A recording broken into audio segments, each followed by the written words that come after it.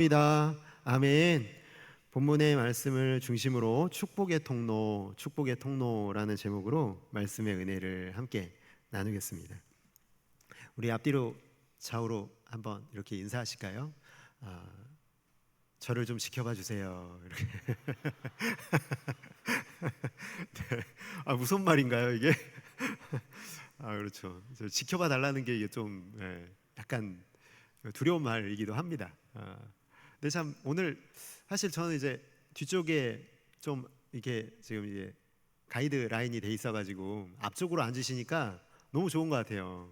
이렇게 가까이 또 함께 말씀을 들을 수 있고 나눌 수 있어서, 또 앞뒤로 좌우로 인사할 때 멀리 이렇게 디아스포라처럼 흩어져 계시면은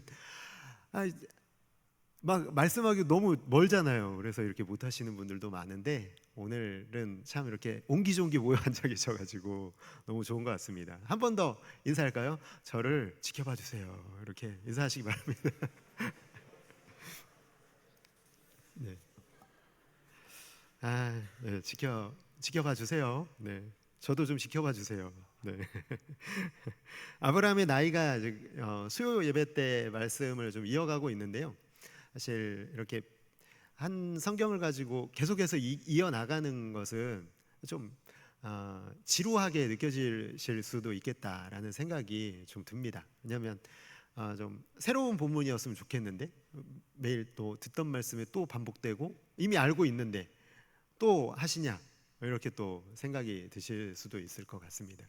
그러나 여러분, 저는 생각할 때 어떤 마음이 드냐면, 우리가 예배할 때 우리가 받을 은혜를 가장 방해하는 마음이 뭔가 생각을 해보면 예전에 들었던 말씀인데, 이런 생각이죠.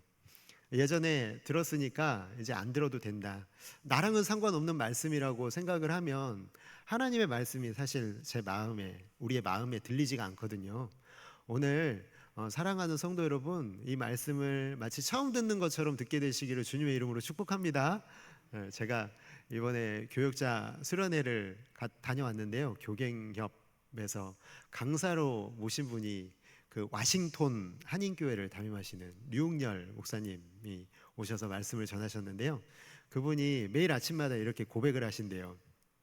오늘 내 삶이 마지막인 것처럼 살겠노라. 그리고 설교하실 때도 이 설교가 나의 마지막 설교라고 생각하고 이렇게 설교하겠다, 이렇게 말씀하셔서 저도 그런 마음으로 올라왔습니다. 오늘이 마지막 설교인 것처럼 하고 이렇게 올라왔습니다. 여러분도 그렇게 들으실 수 있기를 주님의 이름으로 축복합니다. 오늘 내가 이 땅에서 들을 마지막 설교인 것처럼 들을 수 있다면, 아마 우리의 마음의 자세가 다르기 때문에 받는 은혜도 다르고 하나님이 주시는 은혜도 다르게 될 줄을 믿습니다. 오늘 한번 좀 기억해 보시면서요, 아브라함의 나이, 이제 이름이 바뀌었잖아요. 이제 여러분 17장을 기점으로 해서 아브라함의 이름이 바뀌었습니다. 아브람에서 아브라함으로 바뀌었죠. 이제 열국의 아버지의 그 이름으로 살아가게 된 것을 보게 되는 것이죠. 근데 17장 21절 이제 수요 예배 때는 8절까지만 읽어가지고요, 그 뒤에 내용을 우리가 읽지는 못했는데요. 21절의 말씀에 보니까 내 언약을 내가 내년에 이 시기에 내가 다시 너를 찾아올 것이다, 이렇게 말씀하십니다. 그러니까 다시 나타날 것을 약속하시고 얼마의 시간이 지난 후에 약속대로 이 새 천사의 모습으로 다시 나타나는 모습이 오늘 18장 1절과 2절의 말씀이죠. 이렇게 되어 있습니다. 여호와께서 마므레의 상수리 나무들이 있는 곳에서 아브라함에게 나타나시니라. 누가 나타나신 거예요? 여호와께서 나타나신 겁니다. 날이 뜨거울 때에 그가 장막문에 앉아 있다가 눈을 들어본즉 사람 셋이 맞은편에 서 있는지라. 그가 그들을 보자 곧 장막문에서 달려나가 영접하며 몸을 땅에 굽혀라고 되어 있습니다. 이 하나님께서 천사와 함께 나타나신 이 모습이 이 1절과 2절에 나타나 있죠.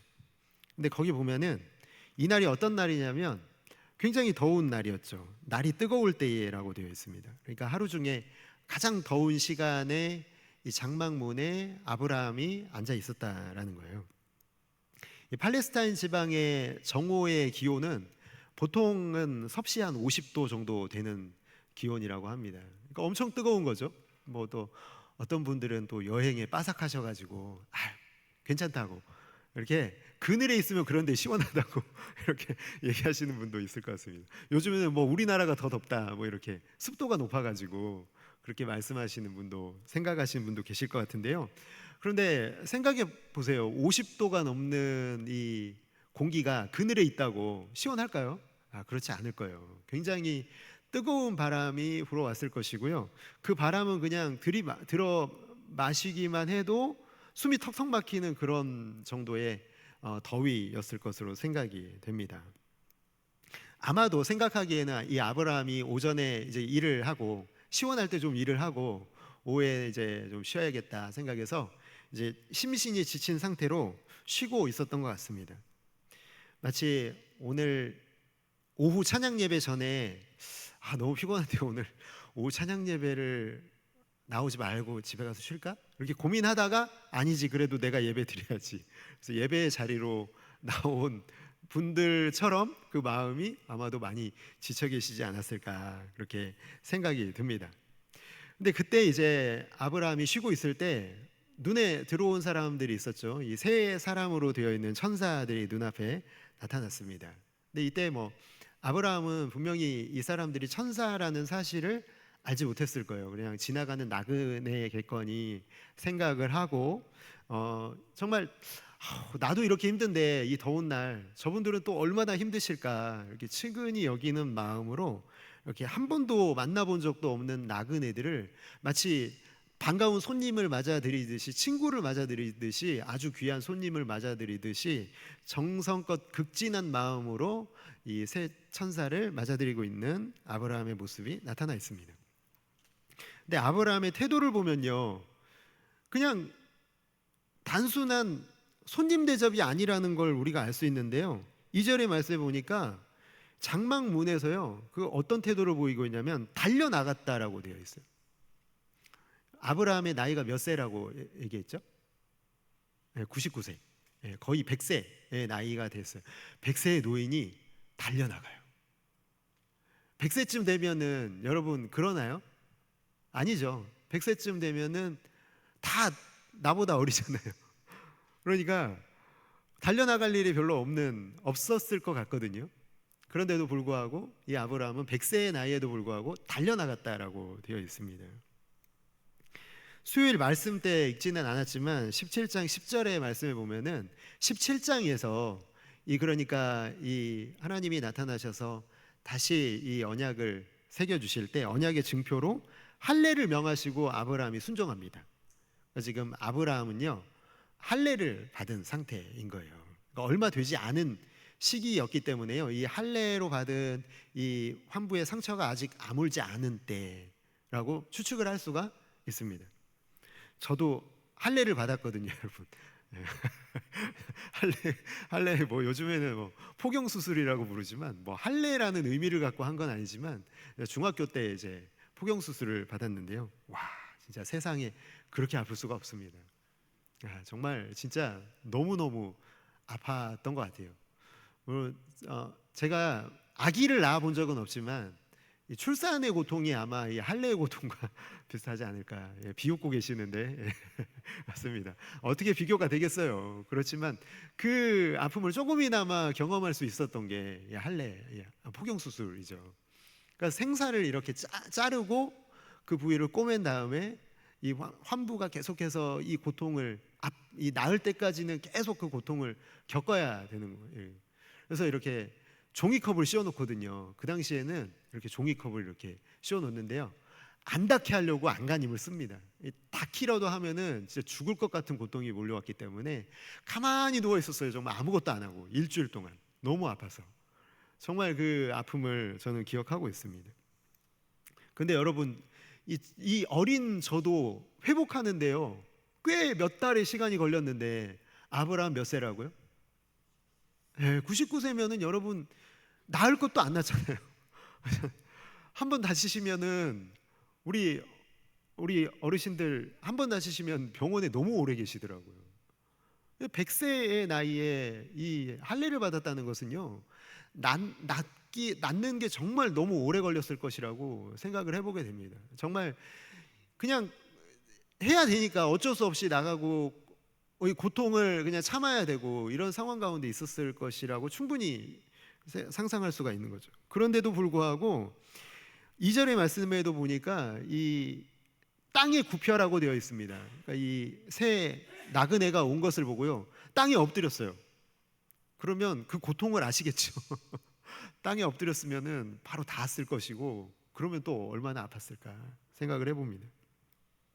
나그네들을 그 몸으로, 그 불편한 몸으로 손님으로 간곡히 초대하고, 6절에도 보니까 급히 장막에 들어가서 사라에게 음식을 장만해 오라고 얘기하고, 또 가축돼 있는 곳으로 막 달려가서 가장 부드러운 육질의 최상의 송아지를 선택을 한 다음에 하인에게 잡아서 올리라고 이렇게 얘기를 합니다. 그리고 또 한 가지는 혹시라도 또 입맛에 맞지 않을까 봐 버터와 우유를 따로 내놓고 있는 이 아브라함의 이 극진한 모습을 보게 되는 것이죠. 자기가 준비할 수 있는 최고의 음식을 마련해서 내놓고 있는 아브라함의 모습. 근데 그뿐만이 아니라요, 이 새 천사가, 나그네가 음식을 다 먹을 동안 서서 그들의 시중을 들었습니다. 종의 모습으로 시중을 들고 있는. 그러니까 지금 아브라함은 그냥 손님 대접하는 게 아니라요, 지금 종으로 섬기고 있는 모습을 보여주고 있다라는 거예요.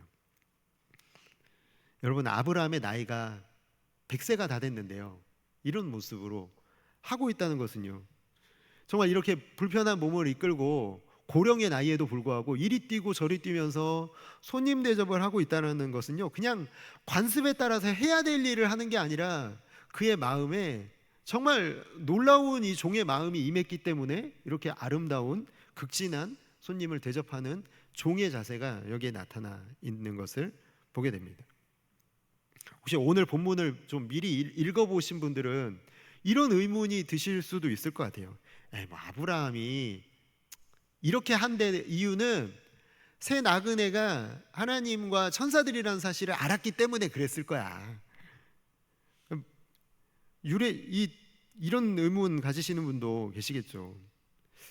그래서 유례 없이 극진한 대접을 했다라고 해석하는 학자들도 일부 있습니다. 그럼 한마디로 이런 거죠. 누울 자리 보고 다리 뻗었다, 아브라함이. 이런 의미로 해석을 하고 있습니다. 그러나 여러분, 히브리서 13장 2절의 말씀을 보면요, 이 아브라함이 그런 의도가 전혀 없었다라는 걸 알 수가 있는데요, 거기 보면은 히브리서 13장 1절과 2절에 보면은 형제 사랑하기를 계속하고 손님 대접하기를 잊지 말라, 이로써 부지 중에 천사들을 대접한 이들이 있었느니라. 이 부지 중에, 알지 못한 중에 천사들을 대접한 사람이 누구냐면 바로 아브라함이라는 거예요. 근데 그 앞에 1절을 보면은 그렇게 한 이유는 뭐 때문이라고요? 형제를 사랑하는 마음이 그에게 있었기 때문임을 우리에게 히브리서 13장 1절과 2절이 우리에게 알려주고 있는 것이죠. 형제를 사랑하는 마음이 있었기 때문에 이렇게 극진한 대접을 그들이 알지 못하는 중에도 알아서 그렇게 한 게 아니라 몰랐음에도 불구하고 이렇게 극진한 대접을 하고 있었다라는 것을 알 수가 있습니다. 하나님께서 갈대아 우르에서 처음으로 아브라함을 이끌어내실 때 그때 하신 말씀 우리 항상 기억하고 있어야 되거든요. 창세기 말씀을 읽으면서 우리 머릿속에서 떠나지 말아야 될 것이 무엇이냐면 창세기 12장 3절 하반절의 말씀이에요. 자, 같이 한번 읽어볼까요? 시작. 땅의 모든 족속이 너로 말미암아 복을 얻을 것이라 하신지라. 아멘. 다시 한번 읽어볼까요? 시작. 땅의 모든 족속이 너로 말미암아 복을 얻을 것이라 하신지라. 아멘. 하나님은 아브라함에게만 복을 주신 게 아니라요, 아브라함을 통해서 복을 나누어 주는 삶의 자리로 초대하고 계셨다는 거예요. 천사의 모습으로 천사들과 함께 하나님이 이 아브라함을 찾아오신 것은요, 뭐 때문이냐면요, 그의 삶이 바로 열방을 복되게 하는, 모든 민족에게 복을 얻게 하는 자로 살아가게 하기 위해서 하나님이 그렇게 찾아오셨다라는 거죠. 여러분, 그게 복을 나누어 주는 삶이고요, 축복의 통로의 삶이고요, 내가 살았기에 남도 살리는 삶인 줄을 믿습니다. 한번 따라해 주시겠습니까? 내가 살았기에 남도 살리는 삶. 내가 살았기 때문에 남을 살려야 되는 삶. 아멘. 성도의 삶은 그런 삶이어야 되는 줄 믿습니다. 내가 살았잖아요. 내가 주님 때문에 살았으면은요, 다른 사람도 살려야 되는 삶인 거예요. 나만 살려고 발버둥 치는 삶이 되어서는 안 된다라는 거죠. 아브라함은요, 복을 나누어 주는 삶을 살아가고 있는 모습을 우리에게 보여주고 있는 거예요. 마태복음 22장에 보면은 율법사들의 질문과 예수님의 답변에는요, 거기에는 이 아브라함이 이 섬김의 그 근원이 되는 것을 우리에게 설명하고 있는데요. 거기 이렇게 되어 있습니다. 선생님, 율법 중에서 어느 계명이 크니까? 예수께서 이르시되 내 마음을 다하고 목숨을 다하고 뜻을 다하여 주 너희 하나님을 사랑하라 하셨으니 이것이 크고 첫째 되는 계명이요 둘째도 그와 같으니 내 이웃을 내 자신같이 사랑하라 하셨으니 이 두 계명이 온 율법과 선지자의 강령이니라. 아멘. 율법이 가리키고 있는 게 뭐예요? 하나님을 죽도록 사랑하는 것. 말이 이렇게 되어 있잖아요. 짧게 얘기하면 그거예요. 하나님을 죽도록 사랑하는 거예요. 죽기까지 하나님을 사랑하는 삶이 하나님 사랑하는 삶이라고 말씀하고 있는 겁니다. 근데 39절에 보면요, 둘째도 그와 같으니라고 되어 있어요. 둘째 계명이 뭐였어요? 내 이웃을 내 자신같이 사랑하라는 것은요, 똑같은 거예요. 죽기까지 이웃을 사랑하는 삶인 거예요. 하나님을 죽기까지 사랑한다면 이웃도 죽기까지 사랑하라고 우리에게 하나님께서는 요구하고 계시는 겁니다. 여러분, 하나님의 사랑과 이웃 사랑을 따로 떼어놓을 수 있나요? 어떤 사람은 하나님을 사랑하는데 나는 이웃을 사랑하지는 않습니다, 이렇게 고백할 수 있나요? 예, 가능합니다. 그렇지만 가능은 하지만 그 사람은 그리스도인이 아닐 거예요. 믿음의 사람이라면 내가 하나님을 사랑한다고 고백하는 것은요, 동의어가 뭐냐면 내가 하나님을 사랑하는 것은 이웃을 사랑하는 것입니다 라는 거예요. 하나님 사랑과 이웃 사랑이 따로 떨어질 수가 없다라는 거죠. 내가 이웃을 사랑한다면 하나님을 사랑하고 있다는 증거가 되어지고 있다라는 거예요. 하나님의 사랑을 내가 깨달으면요, 반드시 가야 되는 자리가 있는데 그게 바로 이웃을 사랑하는 자리인 줄 믿습니다. 하나님이 내 속에 계시다, 하나님이 내 속에 계십니다라고 고백하잖아요. 하나님이 내 속에 계십니다라고 고백한다면 그 고백은 뭐냐면요, 이 고백 속에는 내 속에 하나님의 사랑이 흘러 넘치고 있다라는 표현입니다. 왜냐하면 하나님은 어떤 분이십니까? 하나님은 사랑이시다. 요한일서에서 그렇게 말씀하고 있잖아요. 오늘 여러분, 내가 하나님이 내 안에 계시다는 것은요, 하나님의 사랑이 내 속에 계시다는 것과 똑같다라는 거예요. 그리고 하나님의 사랑은요, 결코 멈춰 있지 않아요. 하나님의 사랑이 내 속에 있다면 내 주변에 흘러 넘치게 되어 있다라는 것이죠. 하나님의 사랑이. 나만을 위한 삶은, 나만을 위한 사랑은요, 흘러가지 않아요. 그저 내 속에 그냥 계속 고여 있어요. 썩어버리고 말 거예요. 그러나 하나님의 사랑이 내 속에 계시고 하나님이 내 속에 계신다면 그 사랑은 내 주변으로 흘러가게 되는 줄을 믿습니다. 그게 하나님이 내 속에 계시다는 믿음의 고백 속에 담긴 깊은 의미라는 거예요. 사랑하는 성도 여러분, 여러분의 삶 속에, 여러분 주변에 하나님의 사랑이 강물처럼 흘러가고 있습니까? 여러분의 사랑, 여러분의 주변에 사랑이 흘러가서 여러분을 통해서 많은 사람들이, 많은 민족들이, 열방이 복을 받고 있습니까? 여러분 아멘 이라고 대답을 해주시면 감사하겠습니다. 여러분 믿음으로 고백하세요. 제가 뭐 여러분을 추궁하려고 아멘을 요구하는 게 아니라요, 예, 지금 내가 살고 있는 모습을 말씀드리는 게 아니라 믿음으로 고백하시라는 거예요. 지금 내 모습이 그렇게 부족하다면 지금 이 시간 다시 깨달으시고 그 자리로 가자라는 얘기를 말씀을 드리는 겁니다. 여러분 그렇죠. 우리가 그렇게 살지 못할 때가 너무나 많죠.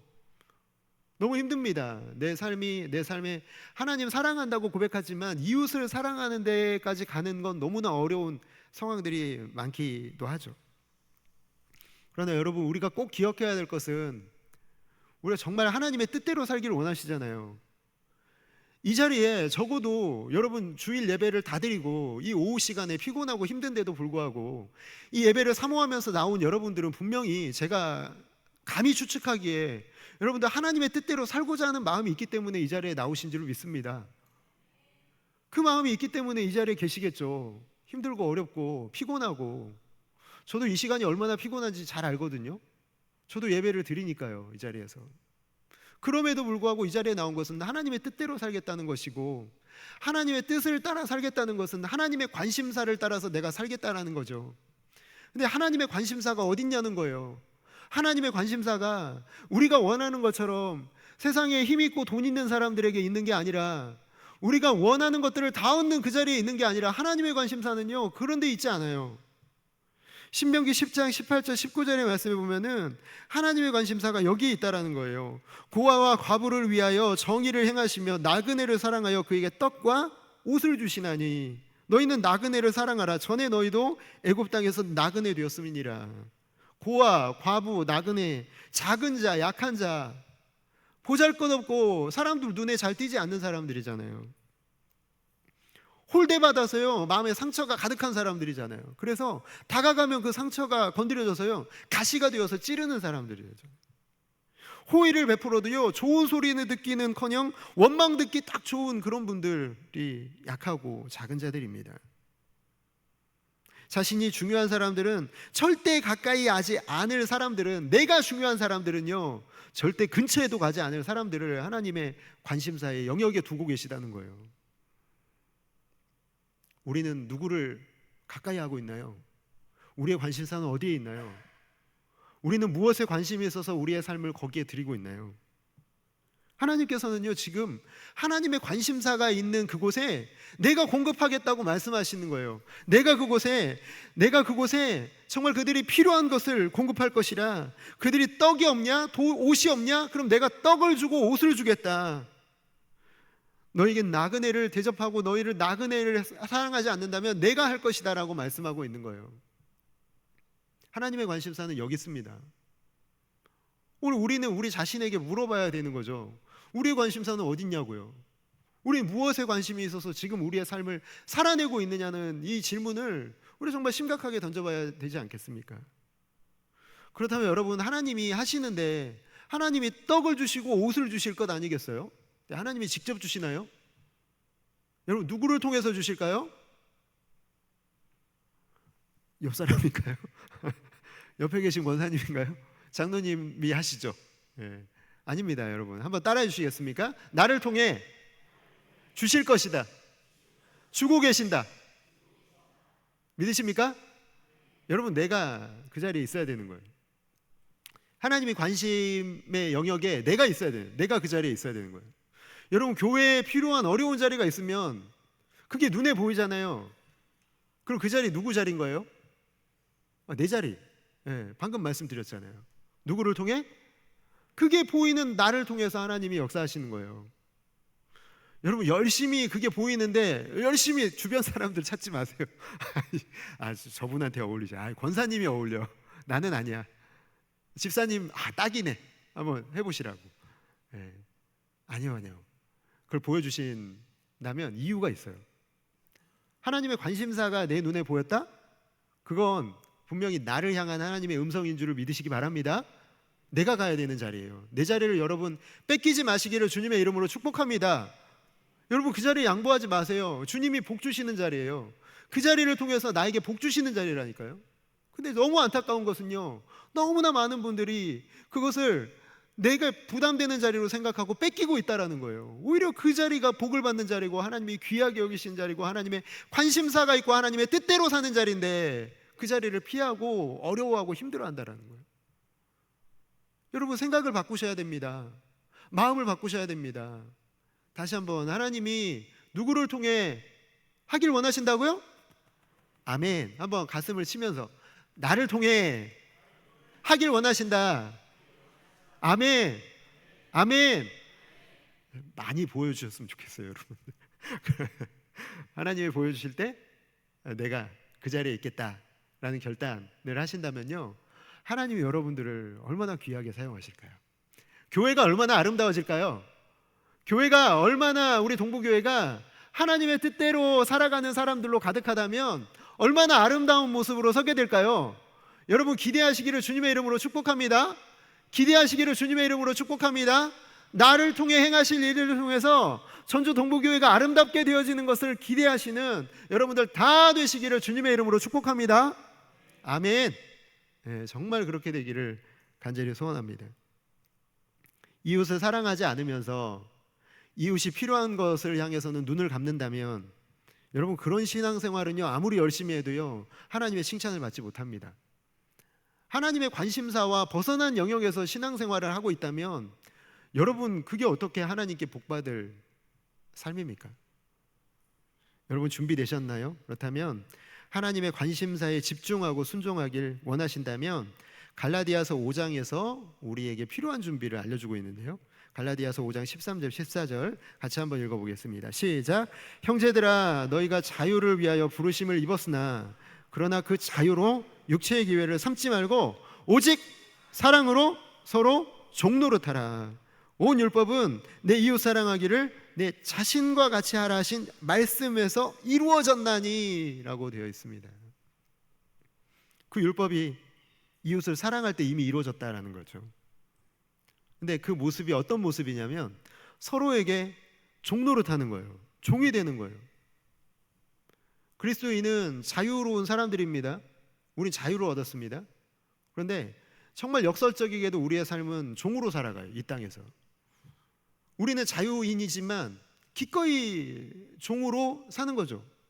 나는 무엇이든 할 수 있지만 하나님께서 우리를 부르신 모습이 종의 모습이기 때문에 종의 모습을 통해서만 섬김이 나가고 희생이 나가고 사랑이 나갈 수가 있기 때문에요, 종으로 살기를 원하시는 거예요.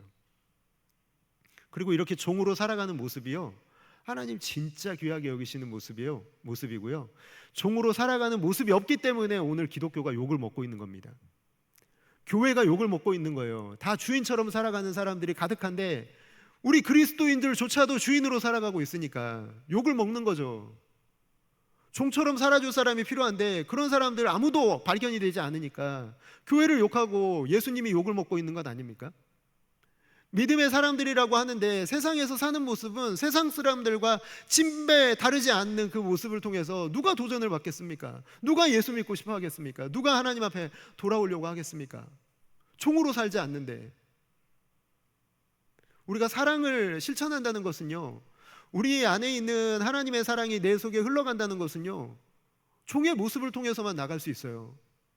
그리고 오늘 아브라함이 바로 그 모습을 우리에게 보여주고 있는 것이죠. 종으로 살고 있는, 한 번도 본 적 없는 나그네들이요, 지금 지나가면 다시 만날 것을 기약조차 할 수 없는, 한 번도 못 본 사람들, 이 사람이 나에게 좋은 것으로 갚을지 안 갚을지 생각할 수조차 없는 그런 사람들을 향해서 아브라함은 자기가 가진 모든 것을 최선을 다해 섬기고 있는 종의 모습으로 섬기고 있잖아요.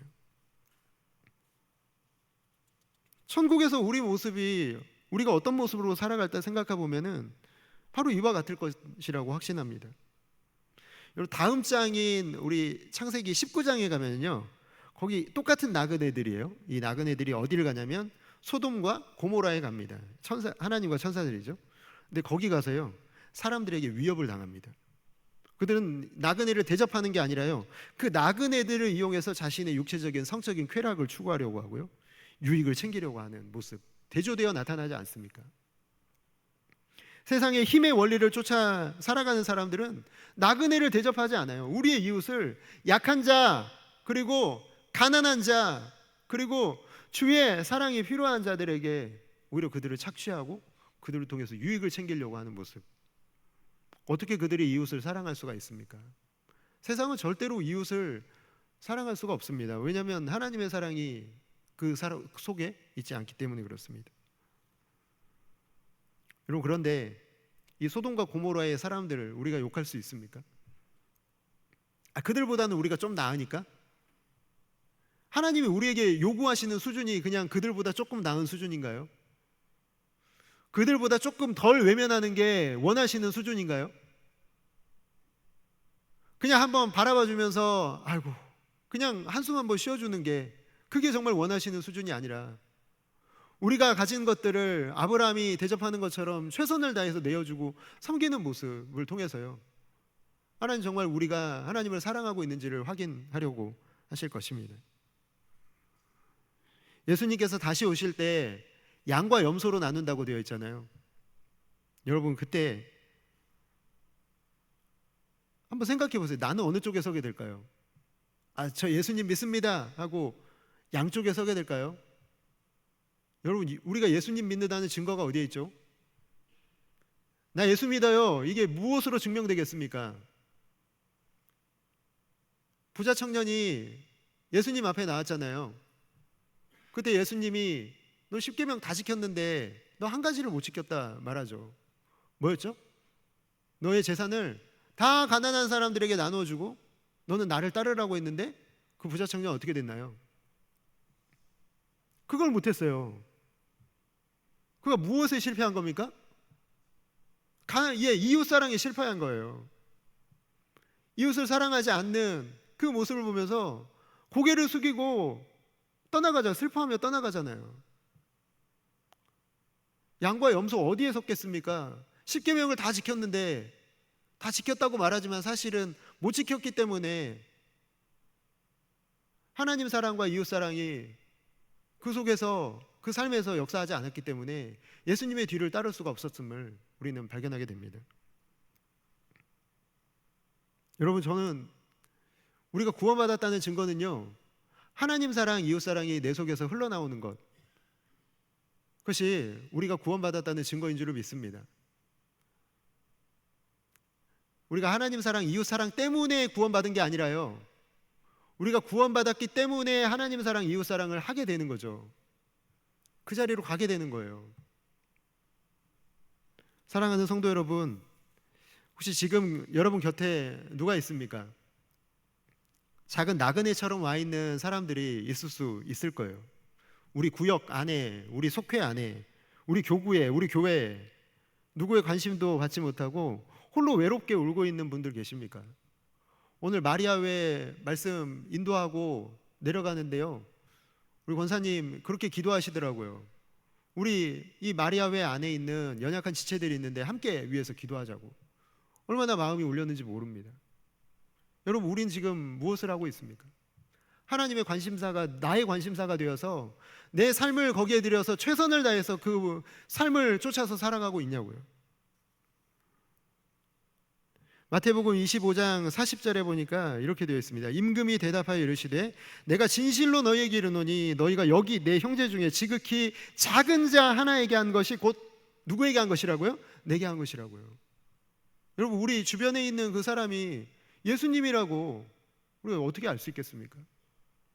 우리 주변에 그 홀로 외로이 앉아있는 그 사람이 예수님이라면 여러분, 우리가 그렇게 할 수 있을까요? 그 사랑이 필요한데 사랑이 없고, 떡이 필요한데 떡이 없고, 옷이 필요한데 옷이 없는 그 사람들에게 우리가 하지 않았다면요, 평생 후회할 일 아니겠습니까?